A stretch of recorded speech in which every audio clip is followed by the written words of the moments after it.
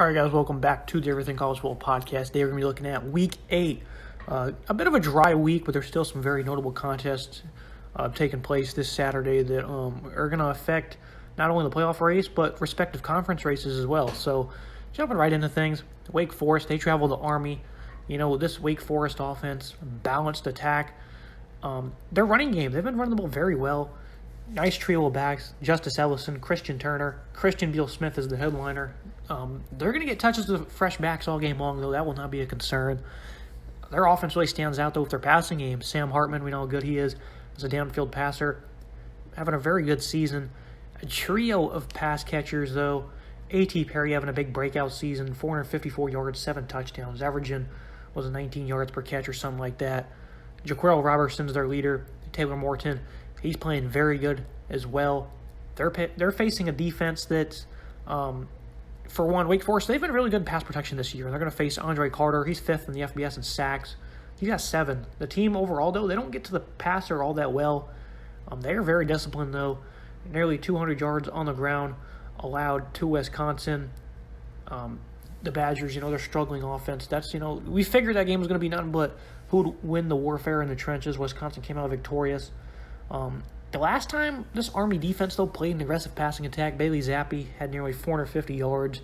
They got torched, I don't really know if they scheme in practice. I don't know what they do against this type of offense. They don't see it very often. I don't know. Maybe they've been preparing for it in practice, considering how Western Kentucky did. They didn't look good. They're facing another tough challenge here. They got veteran corners, Markel Broughton, Cedric Cunningham, though. Some playmakers, the Black Knights, very disciplined. They're aggressive, almost as aggressive as they come, really. Wake, though, they have struggled so much versus the run this year. 350-plus yards allowed to Syracuse. They've only given up 5 touchdowns this year on the ground, though. Both have come over the last 2 weeks. This Army, if you've ever seen them play, you know how good they run this option. Christian Anderson, the veteran, having a very good year, 431 yards, averaging over 7 yards per carry. He runs the offense very well, understands the system.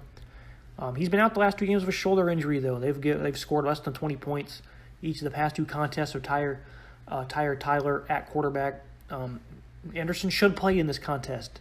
And if they have any chance of winning, he has to play because he's much more effective, much more efficient than Tyler is. This offense takes veterans to run. A quarterback, you have to be very good to run this option. Anderson, he does that. You look at their backs, Tyrell Robinson. They need to give him more touches. Only about 6 per game. He's averaging 9 yards per carry. Their second leading rusher. Jakari Buchanan, 260 pounds. This guy's a bulldozer. He plays that fullback role. He's so good in these short situations. They spread out their touches just like the other option teams do very evenly. But those are the headliners. Buchanan, 260. This guy, you're going to see him hopefully a lot because how will Wake Forest defend this option attack? Well, I'm not really sure because they've not really did good against the run. Nick Anderson coming back gives them another playmaker, though he's been back for the last 3 games. You're going to try to see him move down to the box a bit. They do have Ryan Smenda, Luke Masterson, a linebacker. These guys have a pretty good toughness. I think they're going to come downhill. They're going to wrap up. They're going to make good stops. I think they're going to slow them down a bit. They're still going to give up some yards, but I think they're going to slow them down just enough. I think they're going to protect well up front as well. Have success downfield, plenty of it. 34-23 is the pick here. I see Wake Forest beating Army on the road, but this is not an easy game by any stretch of the imagination. Looking at some other notable early afternoon games. 4 top 10 teams are in action. Cakewalks, really, for Penn State, Michigan. These guys preparing for perennial top 10 matchups in their own conference. Coming up here in just a couple of weeks. I think 2 weeks, that is. Both of them have big-time matchups. Oklahoma against Kansas, that will be an easy one. Navy, they've been playing a little bit better this year at times, but overall, they're not going to contest with Cincy. The Bearcats know what the mission is. They will be prepared. They're going to continue to blow people out. Sean Clifford might not play for Penn State, so that could be something to watch for Illinois. I don't see that being a close contest at all. The bottom 2 on the screen, Kansas State, Texas Tech, the Qs, and VT. Those games will be probably better than the ones with the ranked matchups, or the ranked teams, that is. Kansas State with Deuce Vaughn. He's so good in the open field. If you've not had a chance to watch him play, this would be a good opportunity against a stagnant Texas Tech defense. But overall, solid afternoon games. Nothing too great. Let's jump to the 3:30 slate. Oklahoma State and Iowa State.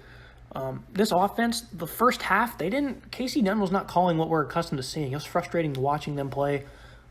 They were throwing it 3 straight downs. They didn't want to run the ball. Second half was a completely different story, and Jalen Warren ended the game with 200-plus yards. They finally started feeding him.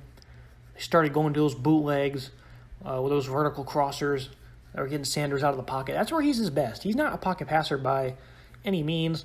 He's his best when they do that play-action stuff, get him out of the pocket, running either the option or just throwing on the run. That's when he's his best, throwing towards the boundaries. Over the middle, I'm not a big fan of him when it comes to that. Tay Martin, best pass catcher by far. The passing attack has been much better with him in it. He's played 4 games this year. He's been very impactful in 4 of them. I don't remember the yardage total from the Texas game, but I know the other 3 he's had 90-plus, and he's been instrumental for them. The Washington State transfer, for those that are familiar with him, this guy catches a lot of balls, so very good. Jalen Warren, though, the offense runs through him, that outside zone tackle. He's so good. He's very elusive. There's a run against Texas. He's in the middle of the field, and he switches the ball in his hands while he's running, stays on his feet. This guy's just really good. The Utah State transfer. These guys, their offense is made up of some highly touted transfers, as you can tell. Iowa State, though, this defense, they've yet to allow 350 yards on the season. Iowa State, a forgotten team, written off after 2 losses. They weren't even bad losses. Lost to a good Baylor and Iowa team. People have written this team off. They're going around 2.8 yards per carry on the ground. Last year, the run defense was just as good. It was a top 10 unit. Only one team ran for over 150 on them. It was the same Cowboys team. They had 220-plus yards. They kind of had their way with them on the ground. Up front, Will McDonald off the edge. Premier pass rusher, Ioma Uwazurki, 6'6", 320. This guy's a beast. He's played so good so far this year. He can play a DN, defensive tackle. He's been a complete game wrecker. Him and McDonald, these guys are tough to defend. The trio of linebackers, seniors that is, for Iowa State. Mike Rose is the real standout. You got Jake Hummel, Orion Vance as well. These guys all play very well in coverage. Rose, he's an all-around playmaker. He does everything for him. The 5-man coverage they provide, though, they don't allow many big pass plays. Top 10 in college football in 20-plus passing yard plays allowed. I really like Anthony Johnson, Hasheem Young, Greg Eisworth. They've both of these defenses run successful 5-man coverages. Oklahoma State's had some more busts, though. Colby Harvell-Pell is probably the best DB in this game. He's played very well. Christian Holmes as well. As a tackler, he's played good. In coverage, he's played well. But they've also had some Bernard Converse has had a couple of busts. Taylor as well. So the passing defense for Iowa State is a little bit better. But these guys are very similar in what they like to do on both sides of the ball. For Oklahoma State, this defense is really good. The defensive front they have, Colin Oliver, Tyler Lacey, really like these guys. Brock Martin even, they get after it. I mentioned last week how every other week one of them gets going and does big work. All 3 of them pitched in last week in the win over Texas. Jim Knowles adjusted when Bijan Robinson was tearing him up on the outside runs, shaded one of those defensive ends over the tackle, and more of a stand-up role. It forced Bijan back inside, and they had success doing that. Iowa State, their offensive line, they've been very overpowering. This is a veteran unit, a lot of starts between them all. Breece Hall, again, Iowa State's been written off. People don't know. He's having a great year. 10 scores, 124 yards per game. Just red-hot running games. Went for 200-plus in 3 straight. Purdy's been much more effective and efficient. You know how they are with their play-action passing game. Jim Knowles, I want to see what he's going to do to scheme up to keep Xavier Hutchinson from breaking tackles. That's what he excels at. Charlie Kolar is a first-down machine. What are they going to have to slow these guys down? I'm very interested to see what happens. Overall, I think Iowa State's the more physical team. I think they're going to have more toughness than Oklahoma State. I think Spencer Sanders is going to make a couple of mistakes here. I have Iowa State winning 28-21. They're a 7-point favorite for a reason. And people have been writing them off here at Ames. I think they're going to step up. They're going to play a great game. I hate to do that because I like this Oklahoma State team. And if they win this game, they're a legit playoff contender because this is a good football team they're about to play. Also at 3:30, Oregon UCLA. Game day is headed to Los Angeles for this contest. The biggest news for Oregon, Moorhead back calling plays. He missed the last 2 weeks. And the offense has been a little stingy. It's not been great. They lost to Stanford last week at Cal. Close game. The passing attack, though, they're facing a secondary that's still struggling big time. They can't cover anybody. They're also facing a very good running game for Oregon as well. They haven't faced a staggering run game like this yet. OSU torched them, though. That's the best ground game they've faced. It's Travis Dye now in the backfield. You'll see multitude of different guys get involved after C.J. Verdell's injury. He's more than capable of being in this RB1 role. I think he's going to thrive. This offensive line is playing really good as well. I think Brown's going to have success as a runner. Jaden Daniels torched him doing the same thing. I think UCLA is going to be very off balance in this game defensively. It is a collective effort, though, for them getting into the backfield. Active front seven, Mitchell Agudi, Dantona Jackson, Steven Johnson, Bo Calvert at linebacker. This front seven is probably the best part of their defense. The secondary struggled immensely. You flip the script to the UCLA offense. Left tackle Sean Ryan. He's been climbing draft boards. This is a big matchup for him against Kayvon Thibodeau. Brady Swenson's also back. This pass rush has not been great, really. With both of these guys off the field, they've only played, maybe 1 or 2 games together? I think just 1 game together, and then Cal last week, so technically 2. Their pass rush is now going to be back at full force. I think they're really going to make some noise here over the second half of the season. That's probably going to happen here against UCLA. Oregon has not been terrible against the run. I do think UCLA is going to have plenty of success, though. I think they're going to have a pretty good day. DTR, Zach Charbonnet, Brenton Brown. This trio of runners is very explosive, especially in the open field. They can make you pay. I love this running game. These guys are really good. It's a talented secondary for Oregon. Still young, though. Michael Wright's a good press corner. Verone McKinley's playing very good. Playmaking, though, has really been a problem. A bulk of their INTs came versus bad opponents. I think all of them, but what was it? They had the one against Ohio State on an overthrow. The rest of them on the year have come against Stony Brook and Arizona. So they've really not been making plays a lot. They can't afford to get burned on play action here because Greg Dulcich will make you pay. UCLA, they're second in the conference in yards per attempt. DTR, he'll have only a handful of completions, around a dozen or so, and he'll have a lot of yards. These guys really burn you after the catch. Kyle Phillips, Chase Cota, explosive passing game. I don't think they get enough credit. Offense has been very tough this year for teams to defend. They've just been very inconsistent. That's been their biggest problem. I think they're going to show up here. It's going to be a shootout. I think Oregon will make more plays on defense, though, to slow down the Bruins a little late. I see Oregon 38-34. UCLA is the favorite in this one. I see the Ducks prevailing, but this is going to be a shootout in my estimation. Looking at LSU, Ole Miss, Matt Corral might not play in this game. At 30 run attempts last week, a couple yards shy of a 200-yard game. Kincaid Dent would be the likely starter. Don't know much about him, really, other than this system. I think it's going to give him ability to make plays. They will get the running backs involved. Parrish, Connor, Jerry and Ely. They're going to do those screens, the vertical crossers. They're going to do things that get him comfortable. I'm not too worried about it. Of course, there's a bit of a drop-off without Corral. But look who they're playing, LSU. This defense has struggled so much to communicate. They're playing a complex offense here. It's not going to be any easier. So if Corral plays, they're going to get torched. If Dent plays, they're going to get torched to a lesser degree. The LSU offense, Torian Davis-Price, 287 last week. He was playing for his head coach. He was running very, very hard. 3 scores. They could not tackle him. Max Johnson, he's a gamer on offense. If you've seen Max Duggan play, I think these guys are kind of comparable. They really do a lot with their legs through the air. Both these defenses, we're not even going to talk about them. They both rank outside of the top 10 of the conference in almost all the defensive categories. You've seen Jeray Jenkins and Malik Neighbors. They stepped up last week at pass catcher. Tough to expect what this LSU team's going to do. They might just give up, might turn it up a notch, go hard for their coach. Now that he's gone, with him going to be gone, that is, it's no longer a distraction, that's for sure, as his future's already been sealed. I don't really know what they're going to do. I think they're going to turn it up a notch to a degree, but I also think I don't think I can bank on it. So I'm going to take Ole Miss in this game. I really don't have a score. Don't know what LSU team are going to give. Ole Miss should win this game. Wouldn't be shocked if LSU won. But it's just so much uncertainty going on right now, and they're incredibly beat up to their injury reports, very deep.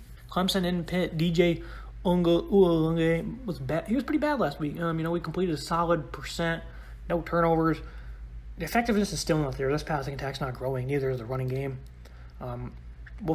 Justin Ross, Joseph Nagata, they have plenty of capable pass catchers, but for Pitt, it's been a rough defensive effort. At least early in the year it was. They're really starting to take shape, though, in typical Pat Narduzzi fashion. They're good at getting to the backfield. Didn't do that much last week, but they absolutely shut down a talented receiving group, stuffed them on the ground. How is it going to be any different here at home? I think they're going to, if they played that good last week against Virginia Tech, an offense I think is really better at this stage than Clemson is. How is it going to be any different? I don't think it will be. They allowed a lot versus Georgia Tech through the air on the stat sheet. They led 42-14 at the half, so a lot of that success happened when they were fighting for their life. I love this front seven. Caljon Cansey, Servasier Dennis, Cam Bright off the edge, Belden Andando. These guys have a good front seven.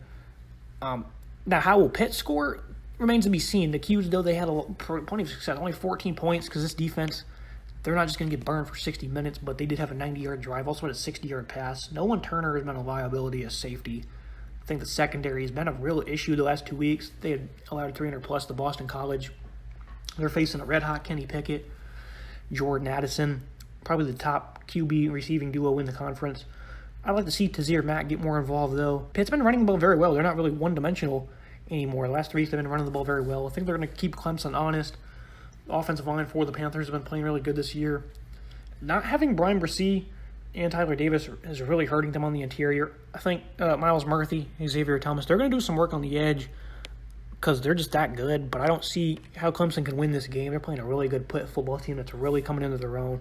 And I don't even think they're playing the best football yet. Pitt's really got a high ceiling for them, so I don't really have a score for this one either. I just do think Pitt is going to win this game. If Clemson does, who would be shocked, but I just don't see it. Looking at San Diego State and Air Force, both defenses allowing 16.5 points per game or less. Jordan Brookshire off 170, season high.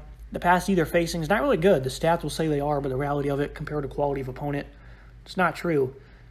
Receiver Jesse Matthews had a really good game last week. They don't exactly have any burners for the Aztecs to win one-on-one.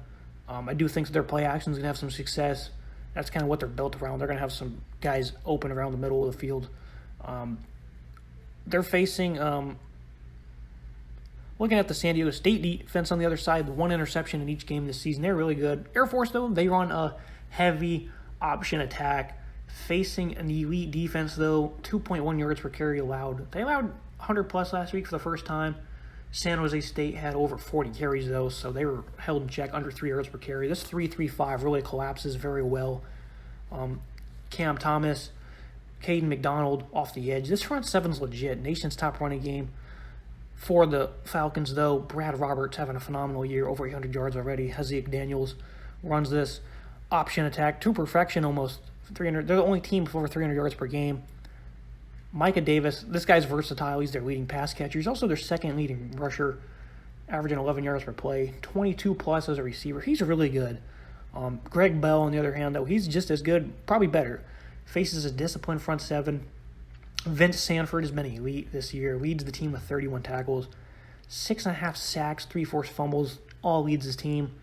They've struggled against the run at times, and they're facing an offensive line that has great size. Everyone's over 300-plus. Only one is starter shorter than 6'4". William Dunkel, Chris Martinez are the standouts. I think they're going to overwhelm this Air Force defensive front with the size, and I think they're going to get the job done 24-17, San Diego State. Another big-time Mountain West contest. Nevada takes on Fresno State. Carson Strong and Jake Haener. It's going to be the dual QB show here. Those guys are exceptional, two of the best in the nation at what they do. Fresno State, though, they have a pretty good edge with their defensive line. These guys are legit. Kelvin Adkins, Aaron Mosby, David Pearls. These guys get to the passer. They consistently wreak havoc in the backfield. In Nevada, they've struggled in pass protection this year, very inconsistent. Running the ball, too. It's more of a one-dimensional offense for them. Compared to Fresno State, who has a nice running game of Jordan Mims. Ronnie Rivers is the headliner, though. They're plenty capable. They're facing a team that ranks second nationally in sacks. That's Nevada. 12.5 of those have come from the interior, though. Tristan Nichols, Dom Peterson. They don't really have much of a edge presence, that is. Romeo Dubs should play in this game. They'll have that downfield passing attack cooking. I think they're going to do very well. Cole Turner as well. I think Fresno State's the better football team, though. These guys are both really good. Jalen Cropper's having a big-time year. I think it's going to be a shootout. I do think Fresno's going to win this game because their defensive line is all around better. The interior, as Nevada, as I just mentioned, the interior for Nevada is really good. But all-around presence, Fresno has that covered, like how this football team's been playing this year. They lost to Hawaii a couple weeks ago, turned it over 5 times. They're not going to do that here in this one. I see Fresno State winning this ball game. Looking at some other late-night games, Ohio State travels to take on Indiana. Indiana always plays everyone tough. That's what they've done this year. No wins to show for it. This one I don't think it's going to be close. 20-point spread for a reason. I think Ohio State, especially after the bye, they're playing really good football. This offense, C.J. Stroud's really clicking on all cylinders. They're Indiana. They have a really good defense. Being at home is really going to help them. So wouldn't be shocked if this is a close one bit. But this offense is just too good. Travion Henderson, Chris Olave, Garrett Wilson, all the weapons they have. This offense is the nation's best. Their defense is still progressing. Jack Tuttle, he's not impressive. I'm not a fan. Last week, costed him the game. Really, he didn't play very good. Turned it over a handful of times. It should be a cakewalk. USC, every other week they're pretty good, and then they're bad. 2 weeks ago they got blown out by Utah, so the trend says they should be good in this game. No idea. I don't know. The Trojans are a mess. As a USC fan, I have no idea really what to say. Notre Dame should win this one. South Carolina and A&M. Aggies should roll. They're playing really good football. That includes a win over Alabama. NC State at Miami. This is going to get tricky. I think Zonovan Knight, Ricky Person, that running back duo. It's going to be too much for Miami. This defense is not very good. Injuries are starting to pile up on offense. Manny Diaz seems to be on his way out. That's going to wrap everything up for this episode, guys. Make sure you leave a comment, subscribe, like. See you next time.